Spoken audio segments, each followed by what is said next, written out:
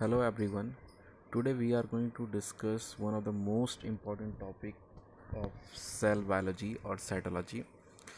Cell wall cell wall जो एक most important topic है हमारा सेल बायोलॉजी का, और जो चैप्टर हमारा 11th क्लास बायोलॉजी का चैप्टर है cell the unit of life का, उसमें से एक most of the important topic जो है वो सेल वॉल है। सेल वॉल जो हमें एक आउटर रिजिड स्ट्रक्चर मिलता है मोस्ट ऑफ द सेल्स में, चाहे हम बात करें बैक्टीरियल सेल की बात करें या हम बात करें फंगल सेल की बात करें या प्लांट की बात करें, इन सभी में है सेल वॉल हमें एक आउटर रिजिड स्ट्रक्चर मिलता है जो कि बहुत जो एक्सट्रीम क्लाइमेट्स हैं, जैसे हम बात करें किंगडम मोनेरा में आर्की बैक्टीरिया की बात करें, आर्की बैक्टीरिया में जो है वो हमें बहुत एक्सट्रीम क्लाइमेट में मिलते हैं। जैसे हम बात करें सॉल्टी एरियाज़ में मिलेंगे, हाई टेम्परेचर रेंज में मिलेंगे, और जो है एसिडिक कंटेंट में मिलेंगे। बहुत डिफरेंट जो हार्श क्लाइमेट्स हैं जहाँ पे किसी भी एक पार्टिकुलर सेल का, नॉर्मल सेल का सर्वाइवल नहीं है, वहाँ भी वो सर्वाइव करते हैं। उसके पीछे मेन रीज़न क्या है, उनमें सेल वॉल प्रेजेंट है।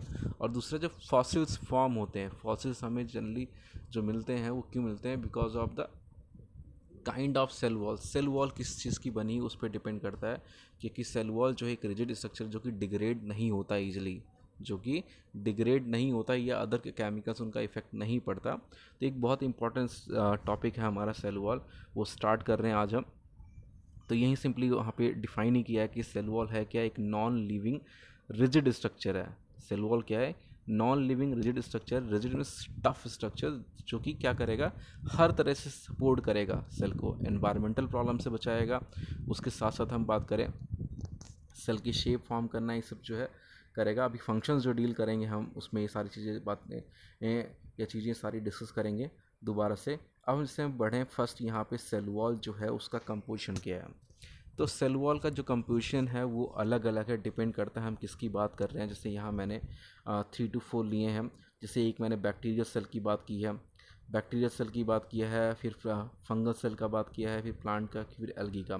तो यहाँ 4 डिफरेंट लिए हैं। ये सभी जो है बात करें फंजाई, प्लांट, एल्गी जो है ये हमारे यूकैरियोटिक है।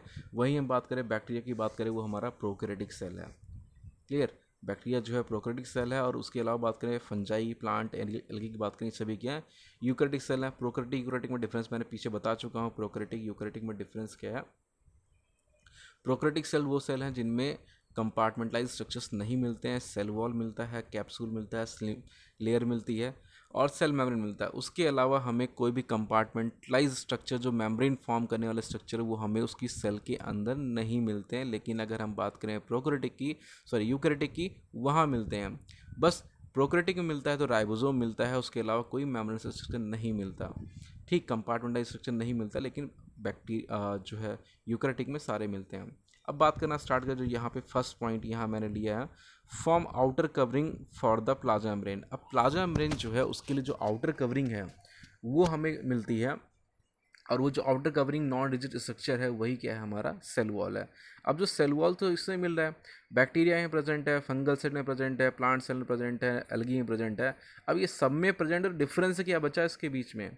अगर सभी में ये प्रेजेंट ही है तो डिफरेंस क्या है?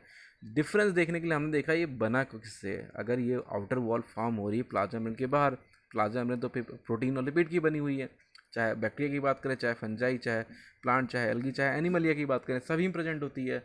सभी में उसका कंपोजिशन जो है मेनली क्या है, मेनली लिपिड और प्रोटीन्स हैं। अब यहाँ जो बात आई हमारी यहाँ सेल वॉल की, सेल वॉल भी सब में प्रेजेंट है, सब में एनिमल सेल छोड़ के, ठीक, या कुछ प्रोटिस्टा को छोड़ दिए तो वहाँ सेल वॉल नहीं मिलती, नहीं सभी मिलती है।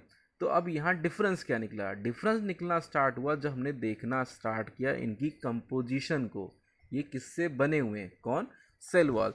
तो फर्स्ट हमने देखा बैक्टीरिया की जो सेल वॉल है, जिसपे हमें स्लिमी लेयर या कैप्सूल लाइक स्ट्रक्चर मिलना स्टार्ट होता है, वहाँ पे हमें मिलता है पेप्टिडोग्लाइकन मिलना स्टार्ट होता है। वहाँ पे क्या मिलता है? पेप्टिडोग्लाइकन। अब पेप्टिडोग्लाइकन है क्या? पैप्टिड वर्ड आया है हमारा प्रोटीन से। प्रोटीन जो है किससे बने होते हैं? पैप्टिड बॉन्ड से बने हुए हैं। ग्लाइकन किस लिए यूज़ करते हैं? शुगर से। इसका मतलब जो है ये किससे बने हुए हैं? ये peptidoglycan that is protein plus carbohydrate से बने हुए हैं। वही एक और फॉर्म पेप्टिडोग्लाइकन की, इससे क्या बोलते हैं, म्यूरिन बोलते हैं। क्लियर। तो ये जो हो गया बैक्टीरियल सेल वॉल हो गया, दो चीज़ से बने हुए हैं, पेप्टिडोग्लाइकन से और म्यूरिन से। अब नेक्स्ट बात करें fungal cell wall. Fungal cell wall जो है जिससे बनी है उस मटेरियल को डायरेक्टली हम बोलते हैं काइटिन। क्या बोल रहे हैं, काइटिन। काइटिन जो है फंगल सेल वॉल का जो मटेरियल प्रेजेंट से काइटिन नेम देते हैं, लेकिन काइटिन जो है वो क्या है, पॉलीसेकेराइड है दैट कंटेन नाइट्रोजन। पॉलीसेकेराइड है लेकिन उसके अंदर नाइट्रोजन भी हाई अमाउंट में प्रेजेंट है। क्लियर।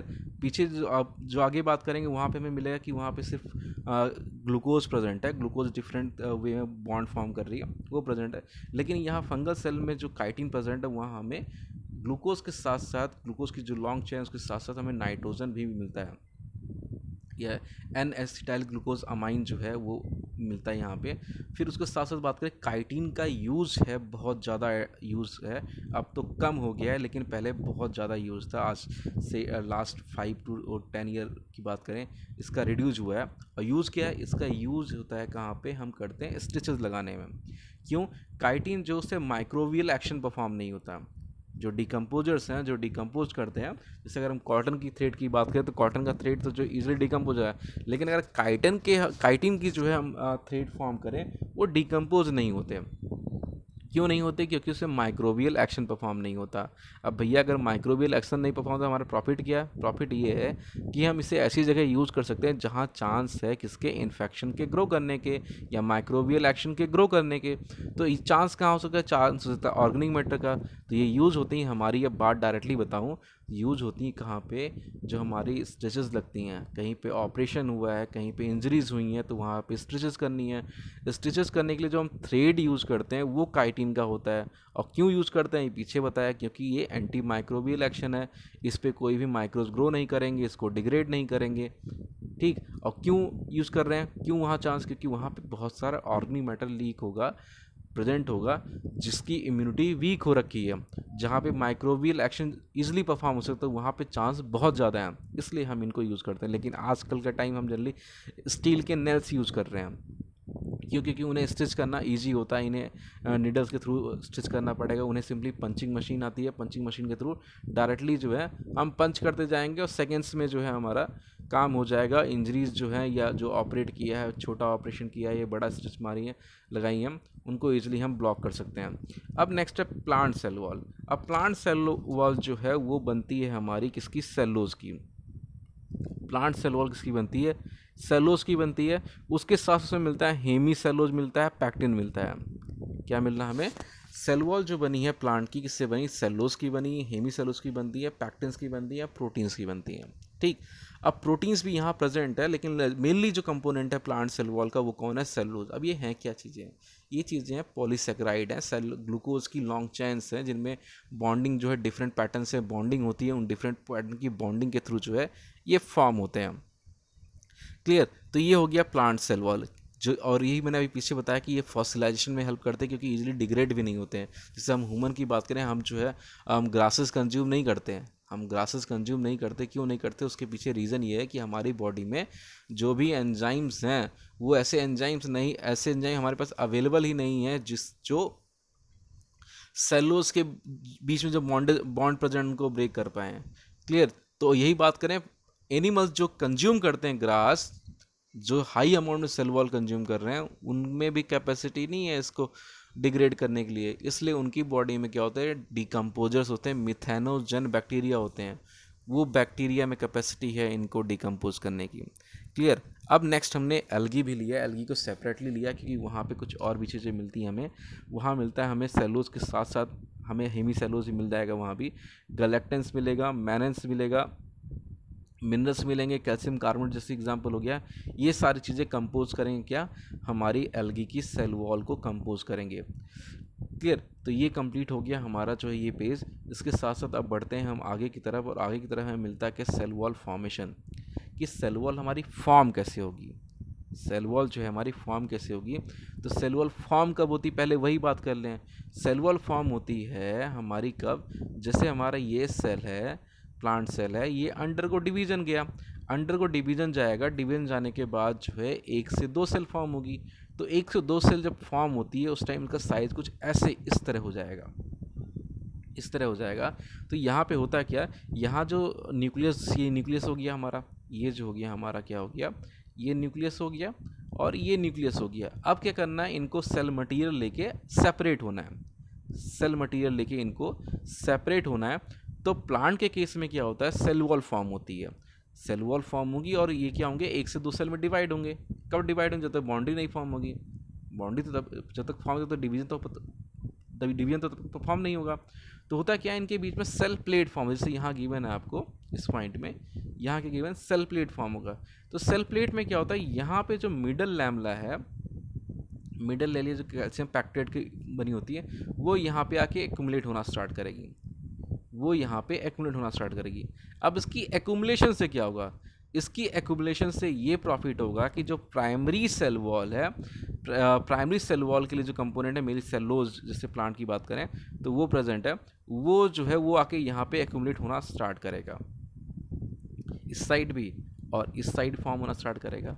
अब सेल वॉल फॉर्मेशन स्टार्ट हो गया, समझ लो। फर्स्ट क्या हुआ, प्राइमरी जो है मिडिल लैमला आया और मिडिल लैमला आने के बाद सेल प्लेट फॉर्म किया। सेल प्लेट फॉर्मेशन के बाद जो है उस पर क्या हुआ, प्राइमरी सेल वॉल फॉर्म होना स्टार्ट हो गई। अब प्राइमरी सेल वॉल जो है वो धीरे धीरे डिग्रेड हो जाएगी। डिग्रेड होने के बाद यहाँ पे क्या स्टार्ट हो जाएगा, यहाँ पे secondary cell wall formation start हो जाएगा। कौन सा, secondary cell wall formation start हो जाएगा।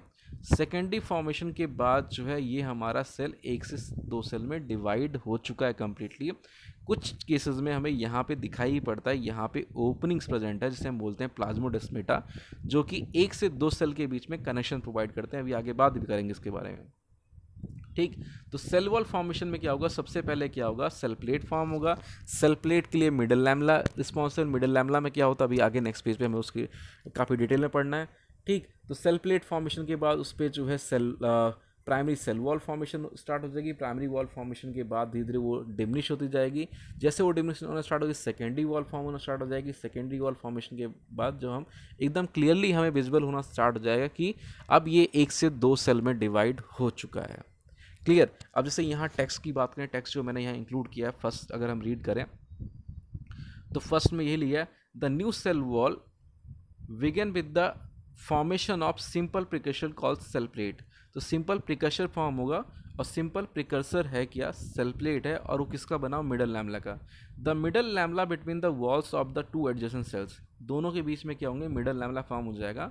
And the primary wall is capable of growth, primary wall क्या है वो ग्रोथ फॉर्म करेगी। And gradually diminish as the cell mature, जैसे सेल मैच्योर होता जाएगा वैसे उसे ये लेयर डिमिनिश हो जाएगी, क्लियर। इस लेयर के डिमिनिश होने के बाद क्या होगा, यहाँ पे सेकेंडरी वॉल फॉर्म हो जाएगी। अब एक और चीज़ जो अभी पीछे बताया नहीं वो बात कर लें। ये सेल था हमारा, ये अगेन ड्रॉ करूँ, ये सेल था हमारा, ठीक। यहाँ पे क्या हुआ, यहाँ पे हुआ पहले हमारा ये हुआ कि ये न्यूक्लियस हो गया, ये न्यूक्लियस हो गया, इस डिवीज़न हो गया।